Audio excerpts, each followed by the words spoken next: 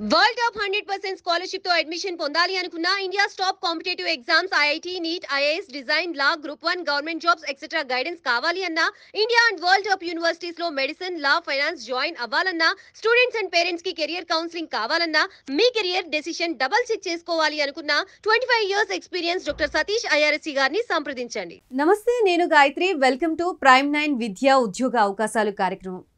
ప్రతిసారి కూడా ఏదో ఒక అంశాన్ని తీసుకొచ్చి దాని గురించి అవగాహన కల్పించడమే ధ్యేయంగా పెట్టుకున్నాం. సో ప్రతి టాపిక్ కూడా స్టూడెంట్ తరపు నుంచో పేరెంట్ తరపు నుంచో వాళ్ళు ఈ టాపిక్ గురించి మాట్లాడండి అంటూ కూడా మాకు మెసేజెస్ రూపంలో లేకపోతే పర్సనల్గా కలిసినప్పుడు ఈ టాపిక్ గురించి అడుగుతున్న ప్రస్తావనలే మేము మీ ముందుకు తీసుకొచ్చే ప్రయత్నం చేస్తున్నాం. సో అలాగే ఈరోజు ప్రధానంగా మనం మాట్లాడుకోబోయే టాపిక్ ఏంటి అంటే, పేరెంట్స్ ఆశలతో పిల్లలు పుట్టగానే ఇది చదివించాలి అలా చదివించాలి అని ముందుగానే వాళ్ళ ఎగ్జామ్షన్స్ అనేవి వాళ్ళు పెట్టుకుంటున్నారు. ఇంకో పక్కన స్టూడెంట్స్ వాళ్ళ మెచ్యూరిటీ లెవెల్ వచ్చిన తర్వాత వాళ్ళు ఇంకొకటి అవ్వాలి అనుకొని వాళ్ళ డెసిషన్స్ వాళ్ళు ఉన్నాయి, వీళ్ళ ఎగ్జామ్షన్స్ వీళ్ళకు ఉంటున్నాయి. సో ఈ రెండిటి మధ్య కూడా వాళ్ళ స్టడీస్ అనేవి పక్కదోవ పడుతున్నాయి అనే అంశం అయితే ప్రస్తుతం మనకి ట్రెండింగ్గా కనిపిస్తున్న అంశం అనమాట. సో ఈ రెండింటిని ఇలా ఫాలో అవడం కరెక్టా, లేకపోతే ఎవరికి నచ్చిన సబ్జెక్టు వాళ్ళు తీసుకొని ఆ సబ్జెక్ట్ మీద ముందుకు వెళ్తే స్టూడెంట్ ప్రకారంగా ముందుకు వెళితే మంచిదా అనే టాపిక్ గురించి మనం డాక్టర్ సతీష్ గారిని అడిగి మరిన్ని విషయాలు తెలుసుకునే ప్రయత్నం చేద్దాం. నమస్తే సతీష్ గారు. సో సతీష్ గారు, నేను పెద్ద అయిన తర్వాత పలానా చదువుకోవాలి అని అనుకుంటాం వేరు, లేకపోతే మా పేరెంట్స్కి పలానాది ఇష్టం నేను అందుకనే ఇది చదవాలనుకుంటున్నాను అనేది వేరు. సో మీ దగ్గరకు వచ్చే స్టూడెంట్స్ కూడా ఇదే మైండ్ సెట్తో చాలా మంది వస్తున్నారు అని అంటున్నారు. సో దీనిపై మీ ఒపీనియన్? అవునండి, డెఫినెట్గా ముందు మీరు చెప్పినట్టుగా మనం చేసే వీడియోస్లో కింద కామెంట్స్ చూస్తే పాపం చాలామంది చాలా టాపిక్స్ మీద వీడియోస్ అడుగుతారు మనల్ని. బట్ అన్నీ మనం చేయలేకపోవచ్చు. అంటే వీలున్నంత వరకు కూడా చాలామంది పాపం ఇప్పుడు ఎవరో 6 months నుంచి ఒక అబ్బాయి అడుగుతున్నాడు జర్మనీ గురించి చేయండి అని. మనం చేయగలిగాను. నేను పైలట్ గురించి అడుగుతున్నారు, ప్రాబ్లీ నేను చేస్తాను. అట్లా ఏంటంటే వీలున్నంత వరకు కూడా మరి అన్నీ ఎప్పుడు కంప్లీట్ అవుతాయి నాకు తెలియదు, కానీ టాపిక్స్ పుట్టుకొస్తానే ఉన్నాయి. అంటే కొత్త రిక్వైర్మెంట్స్ అనుకోండి ఇది. అంటే అట్లా అనమాట. సో మనం ఇప్పుడు ఈ టాపిక్లోకి మనం వస్తేనంటే డెఫినెట్గానంటే స్టూడెంట్ యొక్క లైఫ్ మనం 2 పార్ట్ల కింద తీసుకున్నట్లయితే 12th వరకు ఒక ఫేజ్ అంటే మనకి, అట్లాగే 12th అనేది తర్వాత ఒక ఫేజ్, అంటే 2 phases మనం మాట్లాడుకున్నట్లయితే 12th వరకు ఉన్నటువంటి ఫేజ్లో స్టూడెంట్ యొక్క పెర్ఫార్మెన్స్ సరిగ్గా లేకపోయినా, అతను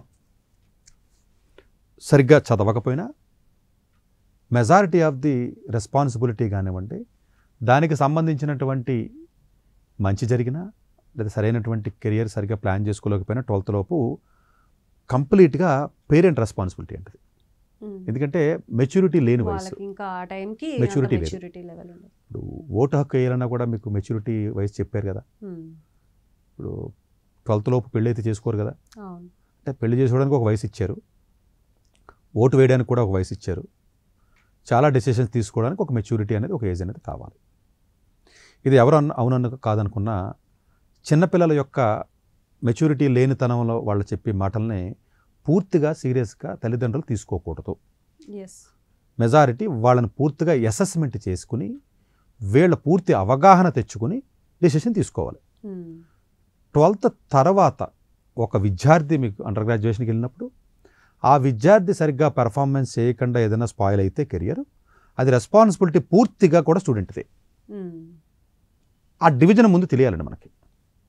అందుగురించే అందరికీ చెప్తాను నేను, ఈవెన్ మా ఇంట్లోనే అదే రూలు, ఎవరికైనా చెప్తారు. 12th వరకు తల్లిదండ్రులకు రెస్పాన్సిబిలిటీ. చిన్నతనంలో నీకు కప్పల్ని పావుల్ని పెడితే నీ భోజనం ఏంటో అని అడిగితే నా భోజనం పావులు తింటాం అని చెప్తాడు. ఎందుకంటే అదే పెట్టారు అడికి. నాన్ వెజిటేరియనే పెట్టలా, ఏమైనా నీ భోజనం అంటే నేను వెజిటేరియన్ అని చెప్తాడు వాడు. రైస్ తింటున్నా కాబట్టి రైసు. చల్లో -20 degrees ఎలా ఉంటున్నావు అంటే ఉన్నాడు, కెనడాలో పుట్టినాడు, నువ్వు ఉండవు. అవన్నీ కూడా మన పుట్టినటువంటి వాతావరణం కానివ్వండి, తల్లిదండ్రులు నేర్పిన విధానం బట్టే ఉంటుంది. పలానా స్కూల్లో ఢిల్లీ పబ్లిక్ స్కూల్లో జాయిన్ అయ్యాడు, ఎవరు జాయిన్ చేశారు? మీరే. అందువల్ల ఏంటంటేనండి పేరెంట్స్ యొక్క రెస్పాన్సిబిలిటీ 100% పేరెంట్దే. 12వ తరగతి లోపు అంతేనండి. 12th స్టాండర్డ్ అంటే 17 కదండి, అనేది మేజర్ అయితే కాదు కదా. డెఫినెట్గా ఈ లోపు ఉన్న స్టూడెంట్స్ యొక్క పెర్ఫార్మెన్స్ సరిగ్గా లేకపోవడానికి డైరెక్ట్గా కానీ ఇండైరెక్ట్గా కానీ అవగాహనతో కానీ అవగాహన లేకపోవడం కానీ అతి తెలివితో కానీ నాలెడ్జ్ ఎక్కువైపోవడం వల్ల కానీ లేదా ఏదో ఒక రకమైనటువంటి తప్పు జరగడం వల్లే తల్లిదండ్రుల యొక్క ఆలోచన విధానంలో మిస్టేక్ పడిపోద్దరికి.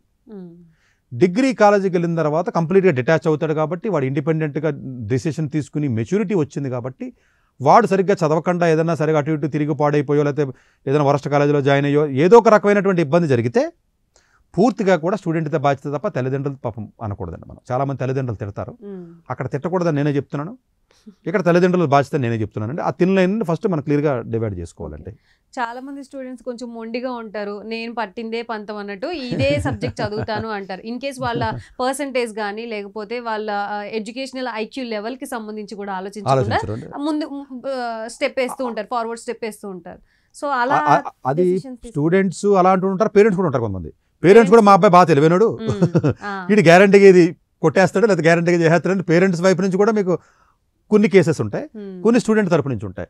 అక్కడ బ్యాలెన్సింగ్ అనేది సరిగ్గా రావాలండి. అంటే ఎలా ఆలోచించాలంటేనంటే, ఉదాహరణకి మనం మొన్న సండే ఎపిసోడ్లో కూడా చెప్పినట్టుగా ఒక కోచింగ్ సెంటర్కి వెళ్ళాడు అనుకోండి పిల్లల్ని తీసుకుని, ప్రతి తల్లిదండ్రులు అంటే ఫండమెంటల్గా చేస్తున్నటువంటి మిస్టేక్ అనుకోండి, లేకపోతే అందరూ చేసి కామన్గా ఉన్న ఇదేంటంటే, సార్ మా వాడికి మార్కులు రావట్లేదు, మా దగ్గరికి వస్తారు కదండి, వీడికి సరిగ్గా రావట్లేదు, మార్కులు తక్కువ వస్తున్నాయి, కానీ వీడు చాలా తెలివైనడు.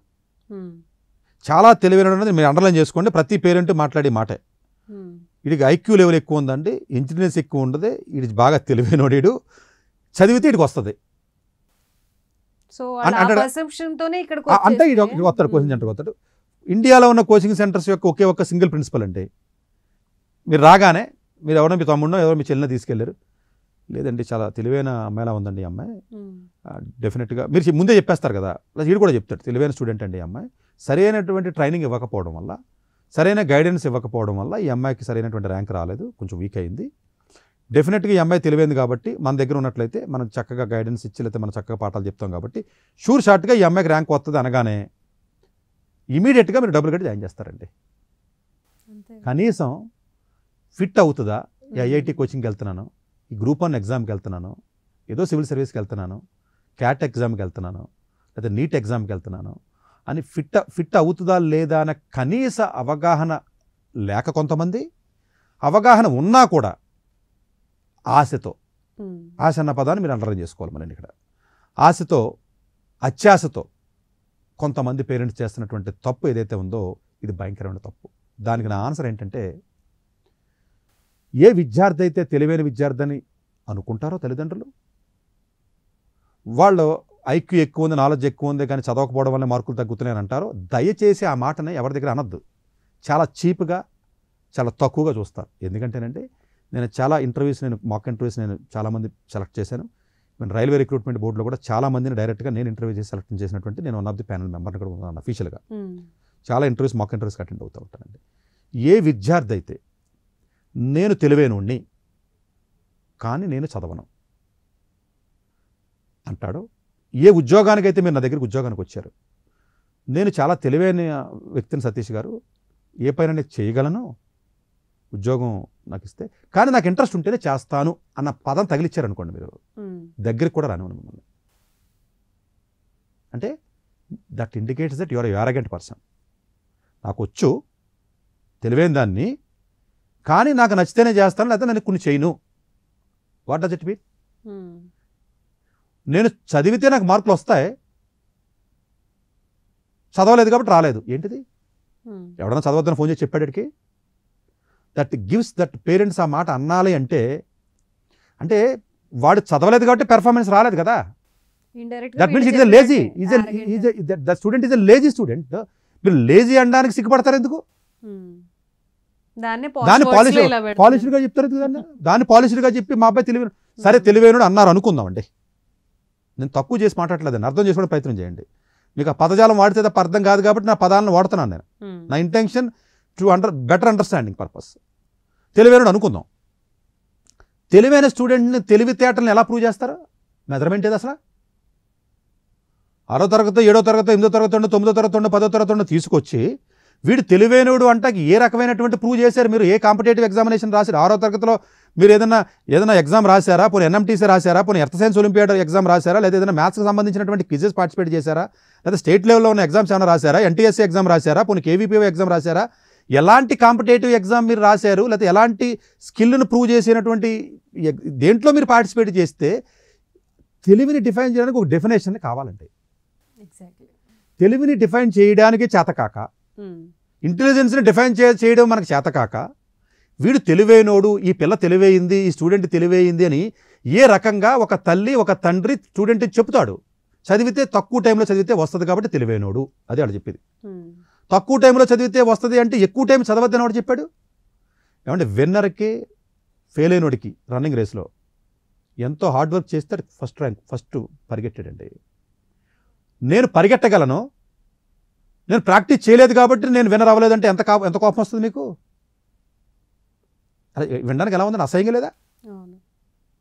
నీకుండేది ఏంటి? ప్రతి స్టూడెంట్కి ఎబిలిటీ ఉంది, న్యాచురల్ టాలెంట్ భగవంతుడు ఇచ్చాడు. అది మీ అబ్బాయికి మీకు ఇచ్చినట్టే మా అబ్బాయికి నేను అందరిలో ఒకడిని అని చెప్పుకోకుండా నేను చేయలేదు కాబట్టి అందులో ఉన్నటువంటి పూల్ గ్రూపులో ఎవడైతే సాక్రిఫై చేసి, ఎవడైతే జీవితాన్ని పూర్తిగా అర్థం చేసుకుని ఫ్యూచర్ని కరెక్ట్గా ఇమాజిన్ చేసి కష్టపడి ఒళ్ళొంచి డే అండ్ నైట్ చదువుతాడో వాడిని మీరు ఎప్రిషియేట్ చేయడం మానేసి ఇటు తెలివైనోడు, అసలు తెలివైన అమ్మాయి అన్న ఒక్క మాట చాలండి క్వశ్చన్ సెంటర్లో నేను మొత్తం అంతా ముంచడానికి.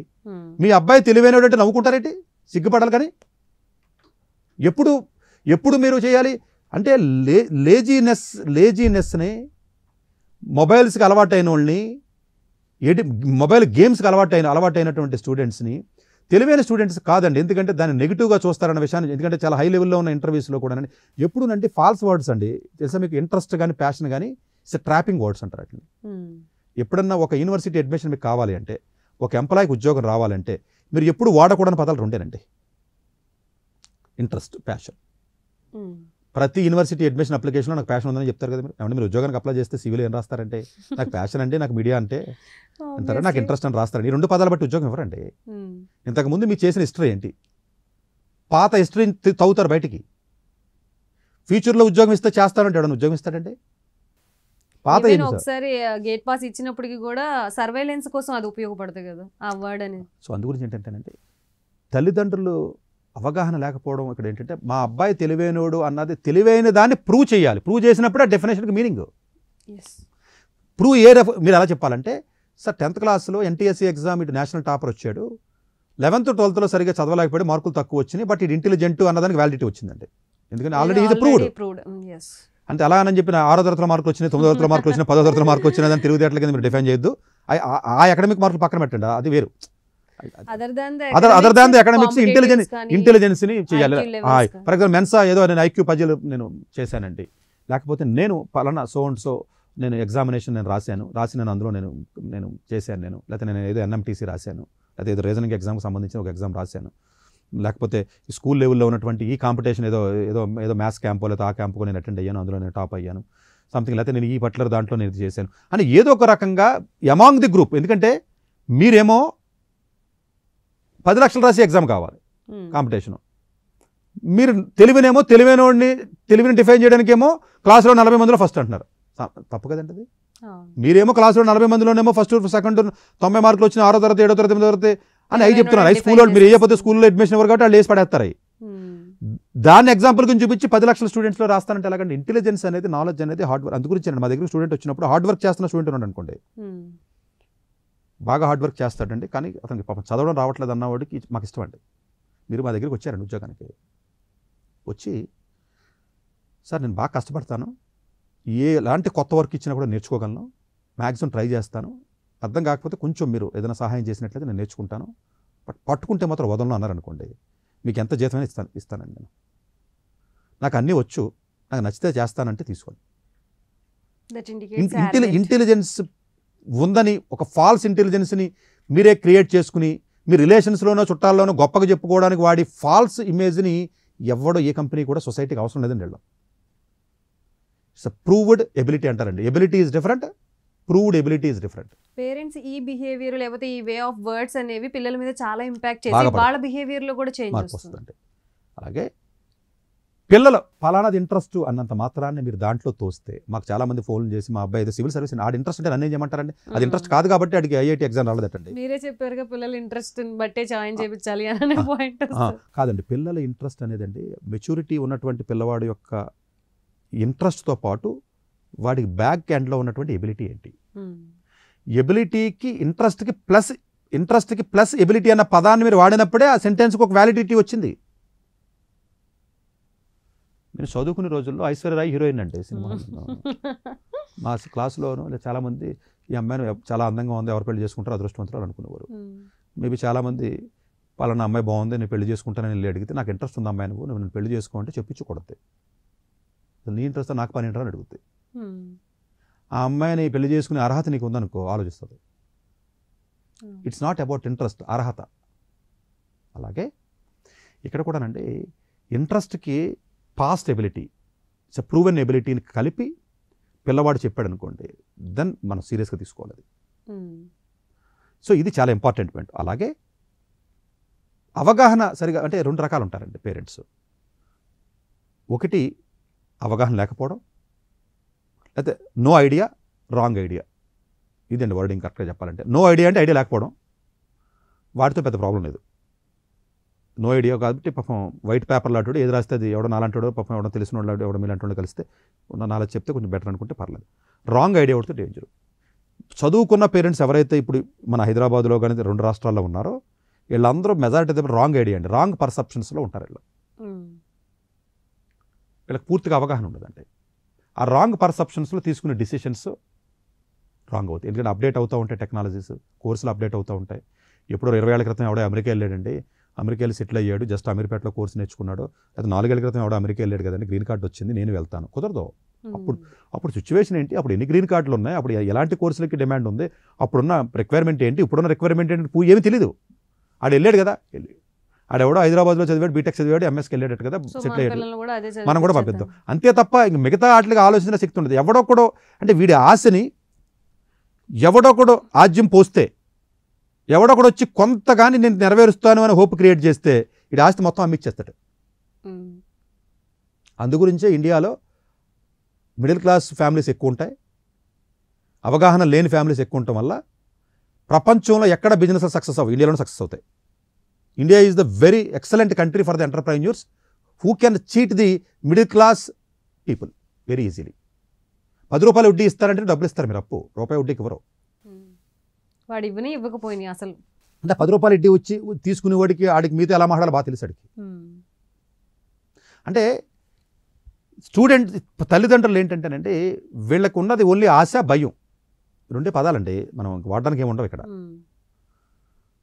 భయంతోనే డిసిషన్ తీసేసుకుంటాడు, ఆశతోనే తీసేసుకుంటాడు.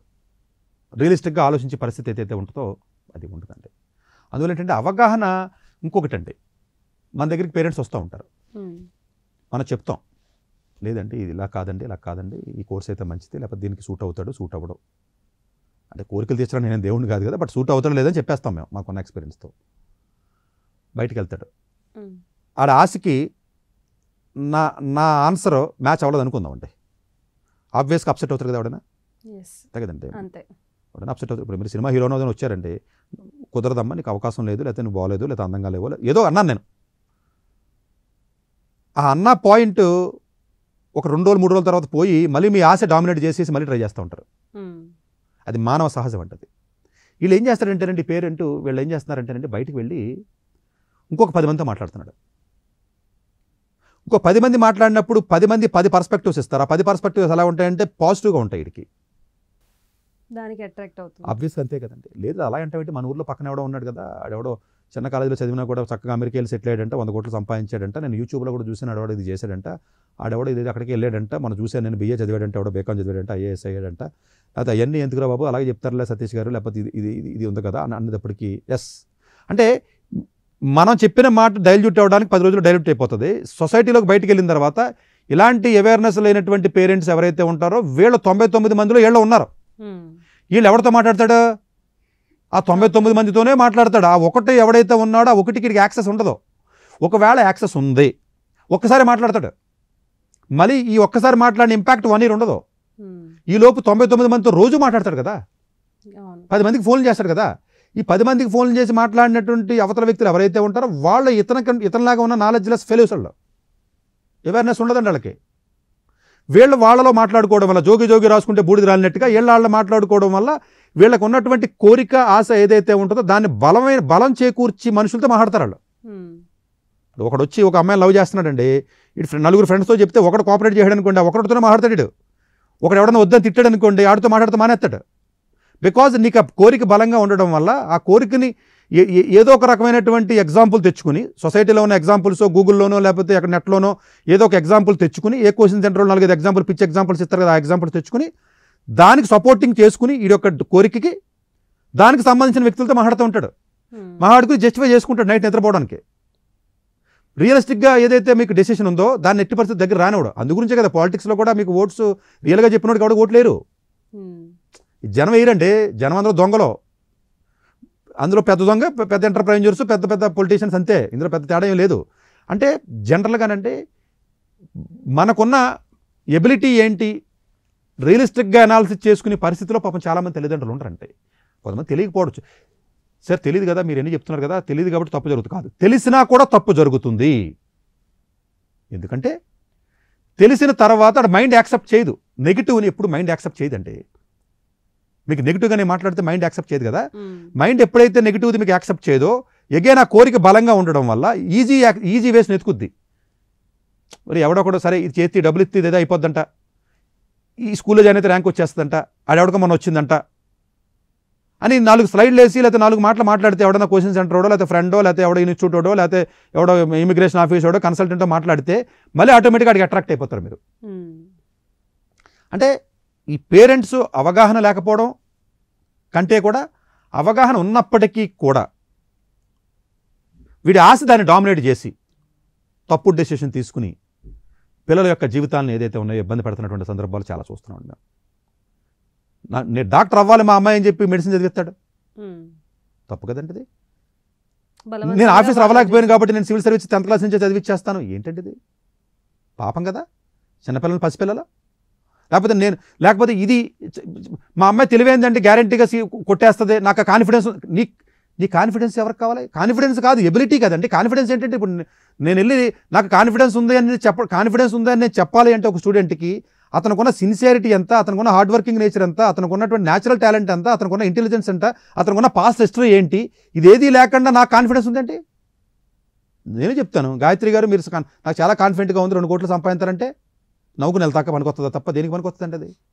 మీరు ఇంటికి వెళ్ళి పడుకోవడానికి చక్కగా మీరు ఇంటికి వెళ్ళిన తర్వాత మీ హస్బెండ్తో మాట్లాడుకుని నవ్వుకోవడానికి పనికొస్తుంది అంతే అది.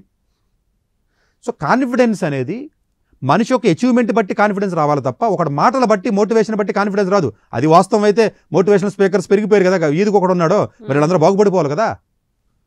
కాన్ఫిడెన్స్ చెప్పి మోటివేషనల్ స్పీక్స్ ఇని లేకపోతేనేమో యూట్యూబ్లో ఇనిసి బాగుపడిపోయి కాన్ఫిడెన్స్ వచ్చేస్తే ఎంతో డిజిటల్ మీడియాలో మరి ఎంతమంది ఎందుకు బాగుపడలేదు, ఇంకా ఎందుకు నాశనం అయిపోతున్నారు? ఈ పేరెంట్స్ అజంప్షన్స్కి రీచ్ అవ్వలేక ఇటు వీళ్ళకి నచ్చింది దాంట్లో వీళ్ళు లేరు అని ఆ ఎబిలిటీస్ని వీళ్ళు అచీవ్ చేయలేక ఈ మధ్యలో స్టూడెంట్స్ ఎంతో మంది సూసైడ్ చేసుకున్న వాళ్ళు కూడా. దీని మొత్తానికి కారణం మళ్ళీ లాజికల్గా చెప్తుంటే సమ్ కేసెస్లో మళ్ళీ పేరెంట్స్ ఉంటారు. ఎలా చెప్పమంటారా? 6వ తరగతి 7వ తరగతిలోనే మొబైల్ అలవాటు చేసి వీళ్ళని తీసుకెళ్ళి ఇంటర్నేషనల్ స్కూల్స్లోనో ఏదైనా మెరిడియన్ స్కూల్లోనో గీతాంజలిలోనో లేకపోతే ఓక్రిడ్జ్లోనో చిరాకులోనో లేకపోతే ఓబుల్ రెడ్లోనో అందులోనో ఇందులోనో వేసేసి 7వ తరగతి నుంచి మొబైల్స్ ఇవ్వాలి, టీచర్లు చెప్పారు హోంవర్క్ ఉంది నేను ఆన్లైన్ చదవాలని చెప్పి ప్రాజెక్టులు చేయాలి ప్రింట్లు కావాలని చెప్పి వాళ్ళకి ఫోన్లు ఇచ్చి ఇన్స్టాగ్రామ్లోను వీటిలోను ఫేస్బుక్లో గ్రూపులు క్రియేట్ చేసుకుని వీకెండ్ పార్టీస్కి పంపించి అయినా మా అబ్బాయి చదవాలని చెప్పి అని తల్లిదండ్రులు చూస్తే మనం నవ్వకేం చేస్తాం మనం? అంటే నువ్వే ఫెసిలిటీ క్రియేట్ చేసి ఫోన్ ఎవరిచ్చాడండి? పేరెంట్స్ ఇస్తున్నారు. కొనకండి ఆడేమన్నా కొనుక్కోడు, ఎవడ దేవుడు ఏంటాడు ఎవడన్నా? లేదు నా మాట వినట్లేదు అంటున్నాడు. 8వ తరగతి 9వ తరగతిలో మీ మాట వినని పరిస్థితికి కొడుకు వచ్చాడు అంటే తప్పెవడదే? ఒక 7వ తరగతోడు 8వ తరగతోడు 9వ తరగతి పిల్లవాడు ఒక తండ్రి మాట తల్లి మాట రెస్పెక్ట్ ఇచ్చి పరిస్థితి వినలేదు అనుకుంటే ఒకప్పుడు మా చిన్నతనంలో నాన్న గారని పిలిచేవాళ్ళు అండి. మరి మీరు మీ తాతగారి టైంలో నాకు తెలియదు, తాతగారనే పిలుచుంటారు నాకు తెలిసి మీ చిన్నప్పుడు కూడా. కనీసం 7వ తరగతి 8వ తరగతి 9వ తరగతి మొబైల్ లేకుండా కూడా కంట్రోల్ చేయలేని పరిస్థితిలో మనం ఉంటే ప్లస్ అయినా ఆ వీక్నెస్లకు మనమే అలవాటు చేసి మనమే ఇలాంటి విధానం స్కూల్స్లో మనమే వేసి అలాంటి ఫ్రెండ్స్కి మనమే ఎక్స్పోజ్ చేసి ఇవన్నీ మనమే చేసి మళ్ళీ ఫైనల్ అవుట్పుట్ వచ్చి నాకు ఈ కోరిక తీరాలి అన్నటువంటి విధానం ఏదైతే ఉందో తప్పండి.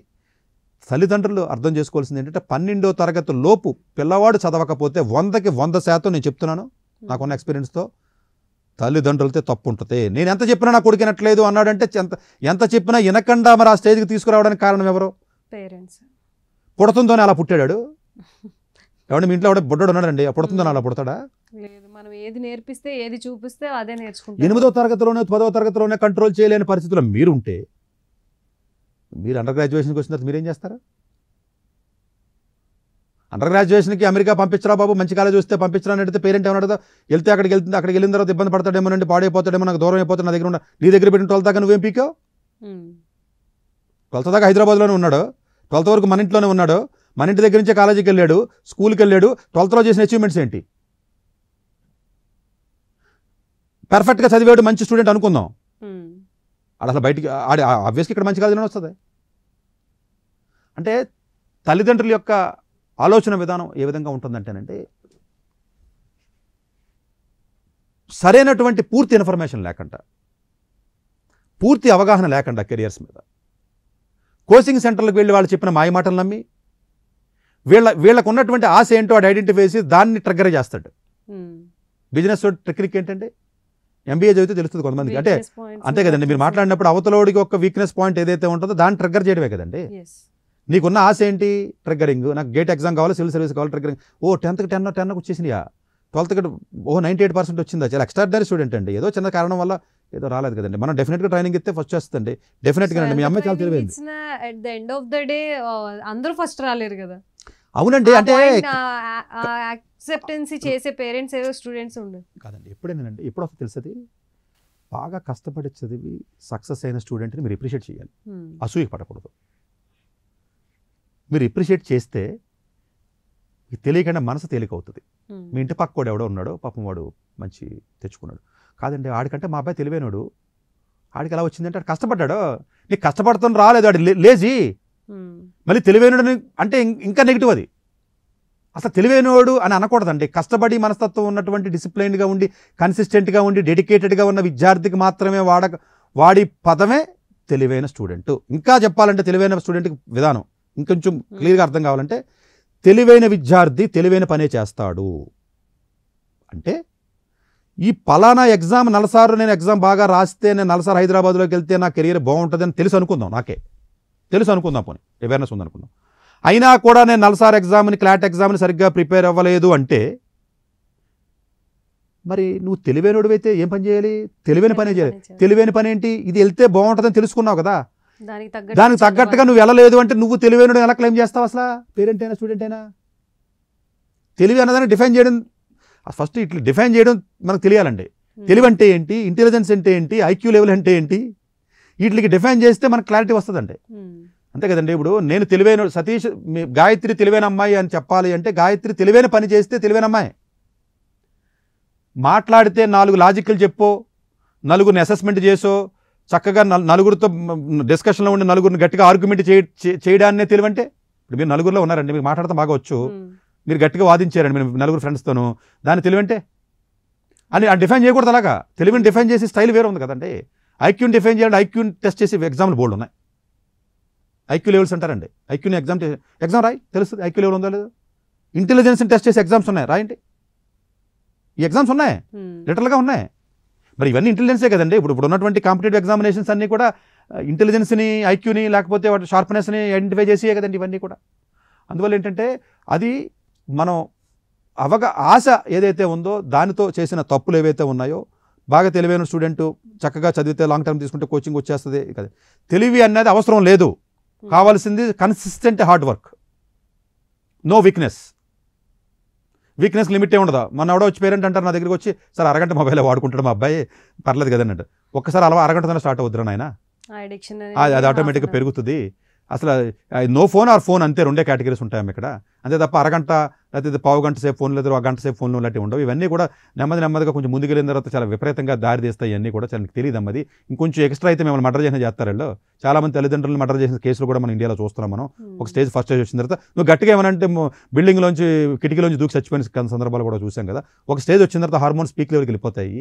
పీక్ లెవెల్కి వెళ్ళిపోయి డ్రగ్స్కి అలవాటు అయిపోయో, లేకపోతే వీక్నెస్కి అలవాటు పడిపోయో, లేకపోతే మొబైల్కి ఎడిక్ట్ అయిపోయో, మొబైల్ గేమ్స్కి ఎడిక్ట్ అయిపోయో, రేపు ఇలా కాలేజీకి వెళ్ళిన తర్వాత కూడా ఇలాగ తయారవుతారు బాబు. ముందు మీకు ఎప్పుడు కూడా విత్తనం కింద స్టార్ట్ అవ్వకూడదు, ఫోన్లు ఇవ్వకూడదమ్మా అంటే లేదండి మరి ఫోన్ ఉంటే ఫోన్ మా ఇంట్లో టీవీ ఉంది కదా చూస్తారు కదంటే నువ్వు స్వీట్ పెట్టి తినద్దంటే ఎలాగరా, స్వీట్ పెట్టకరా అని చెప్తున్నాను నేను.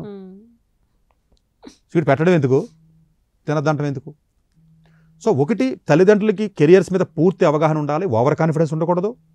ఆ అవగాహన కూడా ఎబిలిటీని దృష్టిలో పెట్టుకుని టార్గెట్ని ఫిక్స్ చేయాలి. మీరు ప్యాషన్తోనో ఇంట్రెస్ట్తోనో టార్గెట్ని ఫిక్స్ చేయకూడదు. అట్లాగే ఈ తల్లిదండ్రులు మీరు డిసిషన్ తీసుకునేటప్పుడు 1-2 సార్లు మీరు మీలాంటి వ్యక్తులతో మాట్లాడొద్దు. మీరు మీలాంటి వ్యక్తులతో మీరు మాట్లాడొద్దు. మీరు మీలాంటి వ్యక్తులతో ఎప్పుడైతే మీరు మాట్లాడారో మీకు కావాల్సినట్టుగా దాన్ని ఇంటర్ప్రిట్ చేస్తారు. మైండ్కి ఉన్న పవర్ అండి అది. పాజిటివ్గా ఒక మాట చెప్పారనుకోండి, మీరు దాన్ని తీసేసుకుంటారు. ఈ పేరెంట్స్ చేసి తప్పు ఏంటంటేనంటే చాలా సందర్భాల్లో రియలిస్టిక్గా ఉండడానికి ఇష్టపడట్లా. వీళ్ళందరూ ఏమవుతున్నారు తెలిసి, ఇప్పుడు మొన్న నీట్ రాశారండి, నిన్న కాక మొన్న జేఈ మెయిన్స్ రాశారండి. లాంగ్ టర్మ్కు వెళ్ళినోళ్ళు ఏమంటే వద్దంటే ఇబ్బంది పడతారేమో, కొంచెం కష్టం అవుతుంది కదా స్టూడెంట్ యొక్క పెర్ఫార్మెన్స్ బట్టి, లేకపోతే అతనుకున్న హార్డ్ వర్క్ బట్టి ఏదంటే, లేదంటే తెలివైనడు వచ్చేది అనుకున్న తర్వాత ఫస్ట్ ఏమో ఐఐటి మద్రాస్ అంటాడు, ఐఐటి ముంబై అంటాడు, తర్వాత ఏమో ఐఐటి తిరుపతి అంటాడు, తర్వాత IIIT అంటాడు, NIT అంటాడు, చివరికి ఏది రాకుండా VIT ఏపీలో జాయిన్ చేస్తున్నాడు.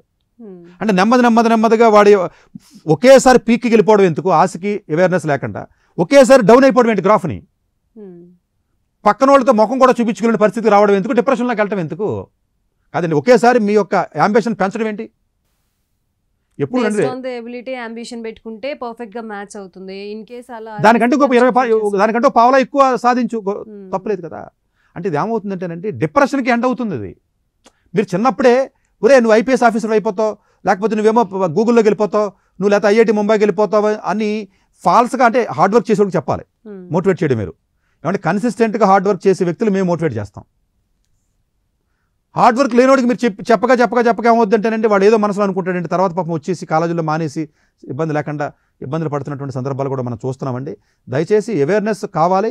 మీరు డిసిషన్ తీసుకునేటప్పుడు మీ యొక్క ఆశని కానీ, మీకున్న ఇంట్రెస్ట్ని కానీ, మీకున్న ప్యాషన్ మాత్రం దయచేసి మీరు దృష్టిలో పెట్టుకోకుండా రియలిస్టిక్గా ఆలోచన చేసి ఎబిలిటీస్ని అసెస్మెంట్ చేసి ఆపర్చునిటీస్ మీద పూర్తి అవగాహన తెచ్చుకుని అప్పుడు మీరు ఏదైనా ఒక డెసిషన్ తీసుకోండి. మీరు మళ్ళీ మీలాంటి వ్యక్తులతో, ఆ నాలెడ్జ్ లేని వ్యక్తులతో మాట్లాడి మీరు ఏదో ఒక జస్టిఫై చేసుకునే కారణాన్ని మానసికంగా ఆనందపడుతూ ఈ 4 ఏళ్ళు దగ్గరగా వీళ్ళు ఏం చేస్తారు, ఇప్పుడు ఇంటెలిజెంట్ నా దగ్గర వస్తూ ఉంటారండి. మరి ఇంకెందుకు ఎగ్జామ్ రాయరదా, నువ్వు సివిల్ సర్వీస్ ఇంట్రెస్ట్ ఉంటుంది, క్లాట్ ఎగ్జామ్ చిన్న ఎగ్జామ్ రాయొచ్చు కదా అంటే రాదు. దగ్గరగా ఉన్న ఎగ్జామ్ రాయమంటే భయపడుతున్నాడు, దూరంగా ఎగ్జామ్ 5 ఏళ్ళ తర్వాత రాయాలంటే మాత్రం పాజిటివ్గా ఆలోచిస్తున్నాడు. చూసారా, రేపు నెక్స్ట్ మంత్ ఈ పెర్ఫార్మెన్స్ ఇవ్వాలంటే భయపడతావు, 4 ఏళ్ళ తర్వాత టార్గెట్ పెడితే హ్యాపీగా అవుతావు. సో అప్పుడు సంగతి అప్పుడు చూసుకోవచ్చు. దానికి ఏం చెప్తాడు, 4 ఏళ్ళు టైం ఉంది కదా నెమ్మదిగా చదువుతాను అంటాడు. పేరెంట్ ఏమనుకుంటాడు, నిన్న వర్క్ చేసినోడు ఈరోజు వర్క్ రేపొద్దున్న వర్క్ని డిసైడ్ చేయాలి. ఎల్లుండ ఏది మీ సక్సెస్ అంటే రేపు సక్సెస్సే ఎల్లుండ సక్సెస్కి పునాది. 10వ మెట్టు ఎక్కాలి అంటే 1వ మెట్టులో ఉన్నప్పుడు 6వ తరగతిలో 8వ తరగతిలో ఉన్నవాడు నేను PhDకి వెళ్ళాలని ఆలోచించకూడదు, మూర్ఖత్వం అది. అలా లాంగ్ ఆలోచన ఉంటే ఈ 1 ఇయర్ పెర్ఫార్మెన్స్ రాదు. బిజినెస్ చేసే వ్యక్తి అయినా, చదువుకునే విద్యార్థి అయినా అప్పుడు ఇమీడియట్గా ఉన్నటువంటి ఆపర్చునిటీ ఏంటి, నేను దాన్ని ఎంతవరకు నేను పర్ఫెక్ట్గానే యూజ్ చేసుకోగలిగాను అన్నటువంటి విధానం ఏదైతే ఉంటుందో అది మీరు ఆలోచన చేయగలగాలి. పేరెంట్స్ కూడా అని అబ్జర్వ్ చేయండి. దయచేసి మీరు ఎక్కువగా సరైన అవగాహన లేకుండా ఈ కోర్సులు లేదంటే BAకి వెళ్తుందా, లేదా బీకామ్కి వెళ్తారో, లేదా మా పిల్లలు లేకపోతే ఏదో సివిల్ సర్వీస్కి వెళ్తారంటే 10th అయిందంటే ఎవడో బందర్ రోడ్లో సర్కిల్లో ఏదో బెంచ్ సర్కిల్లో ఎవడో పెట్టాడంట, లేకపోతే క్రాస్ రోడ్స్లో ఎవడో పెట్టాడంట వెళ్తే కాదండి. బుద్ధి ఉందండి కోచింగ్ సెంటర్ వాళ్ళకి, ఎవడికి పడతాడు అడ్మిషన్ ఇచ్చేస్తారేంటి? కనీసం 60 మార్కులే వచ్చినారా, నీకు 70 మార్కులే వచ్చినారా, నీకు కనీసం ఏమిది లేదురా, HEC చచ్చిపోతావరా, దేనికి ఒక్క మాట కూడా కోచింగ్ సెంటర్ మాట్లాడకండి అడ్మిషన్ ఇస్తున్నాడండి వాళ్ళు. కానీ అంటే అంటే అంటే దొంగతనాలు లేకపోతే ప్రాస్టిట్యూషన్స్ లేకపోతే మర్డర్లు చేయడం అంటే నేరం కదా ఇది. ఒక 10th క్లాస్ పిల్లోడు ఇన్స్టిట్యూట్కి వస్తే మోటివేట్ చేసి లేదమ్మా అని చెప్పడం మానేసి, ఒక డిగ్రీ అయినోడు వచ్చాడు, ఇంజనీరింగ్ కూడా వచ్చాడు, తీసుకో, ఎవడో బిట్స్ ప్లాన్ నుంచి వచ్చాడు, సివిల్ సర్వీస్ ప్రిపేర్ అవుతున్నాడు, లేకపోతే ఇంకో ఎగ్జామ్ మీద గేట్ ప్రిపేర్ అవుతున్నాడు, అంటే వీడికి రాదని కాన్ఫిడెంట్గా తెలుస్తుంది ఇన్స్టిట్యూట్కి.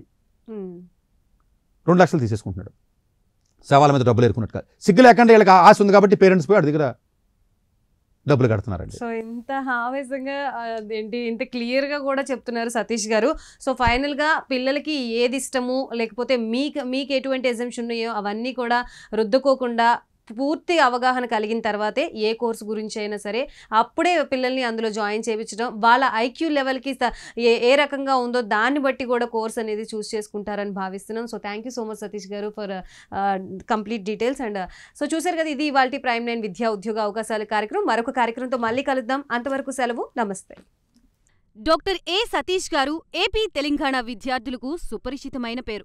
సతీష్ గారు 2001 యూపీఎస్సీ పరీక్షల్లో ఉత్తీర్ణులై ఇండియన్ రైల్వే విభాగంలో ఉద్యోగం సాధించారు. సతీష్ గారు చదివిన చదువులు engineering, MTech, MBA, executive MBA, MSc, MBA HR, MA psychology లాంటి పోస్ట్ గ్రాడ్యుయేషన్ డిగ్రీలతో పాటు డాక్టరేట్ కూడా చదవడం జరిగింది. డాక్టర్ సతీష్ గారు నిరంతర విద్యార్థి. అలాగే సతీష్ గారు పలు ప్రతిష్టాత్మక కాంపిటేటివ్ పరీక్షల్లో యూపీఎస్సీ నిర్వహించే సివిల్ సర్వీసెస్ పరీక్షల్లో 159వ ర్యాంక్, అలాగే ఇంజనీరింగ్ సర్వీస్లో 24వ ర్యాంక్, గేట్ ఎగ్జామ్లో 4వ ర్యాంక్, క్యాట్ ఎగ్జామ్లో 99.8%, జీమాట్ ఎగ్జామ్లో 760 స్కోర్, ఇలా పలు కాంపిటేటివ్ ఎగ్జామ్స్లో మొదటి ప్రయత్నంలోనే ఎన్నో ర్యాంకులు సాధించారు. ఇన్ని క్వాలిఫికేషన్స్, డిఫరెంట్ కాంపిటేటివ్ పరీక్షల్లో ర్యాంకులు సాధించిన వ్యక్తులు మన ఇండియాలో చాలా అరుదని చెప్పాలి. ఇలాంటి అకాడమిక్ల పరంగా, కాంపిటేటివ్ల పరంగా ఇన్ని ర్యాంకులు సాధించడంతో పాటుగా గవర్నమెంట్ ఉద్యోగం చేస్తూ పలు అవార్డులు తీసుకున్నారు. సతీష్ గారికి జనరల్ మేనేజర్ అవార్డు జోనల్ లెవెల్లో, ఆల్ ఇండియా లెవెల్లో నేషనల్ లైఫ్ టైమ్ అచీవ్మెంట్ గుర్తింపులు దక్కాయి. అప్రిసియేషన్ ఆఫ్ ప్రెసిడెంట్ ఇండియా నుంచి గానీ life time Sevashri award from Andhra Pradesh మంత్రుల నుంచి అందుకున్నారు. వీటితో పాటు పలు రకాల అవార్డులు అందుకున్నారు. ఎన్నో ప్రతిష్టాత్మక ఆర్గనైజర్స్ సంస్థలో పర్మనెంట్ మెంబర్గా ఉన్నారు. కష్టపడి పైకి వచ్చిన వ్యక్తి కావడం వల్ల గత 20 సంవత్సరాల నుంచి ఎంతో మంది చిన్నపిల్లల దగ్గర నుండి 5, 6 తరగతి విద్యార్థుల నుంచి పెద్ద పెద్ద పీజీ, పీహెచ్డీ కాలేజీలకు వెళుతూ విద్యార్థులకి అవగాహన కల్పిస్తూ ఉంటారు. ప్రతి విషయంపైన డాక్టర్ సతీష్ గారు స్పష్టమైన అవగాహన కలిగి ఉన్నారు. డాక్టర్ సతీష్ బలంగా నమ్మే సూత్రం ఏంటంటే అవేర్నెస్ ఈజ్ ఎవ్రీథింగ్. మనిషికి అవేర్నెస్ ఉంటే ఏదైనా సాధించగలరు. ఒక్క మోటివేషన్తోనే కాదు, ఏది చెయ్యాలి, ఏది చేయకూడదు, ఎలాంటి డెసిషన్ తీసుకోవాలనే విషయాలపై, ముఖ్యమైన విషయాలపై అవగాహన కల్పిస్తూ ఉంటారు. అలాగే గవర్నమెంట్, ప్రైవేట్ జాబ్లే కాకుండా ప్రపంచ దేశాల్లోని జాబ్స్పై కూడా అవగాహన కల్పిస్తూ ఉంటారు.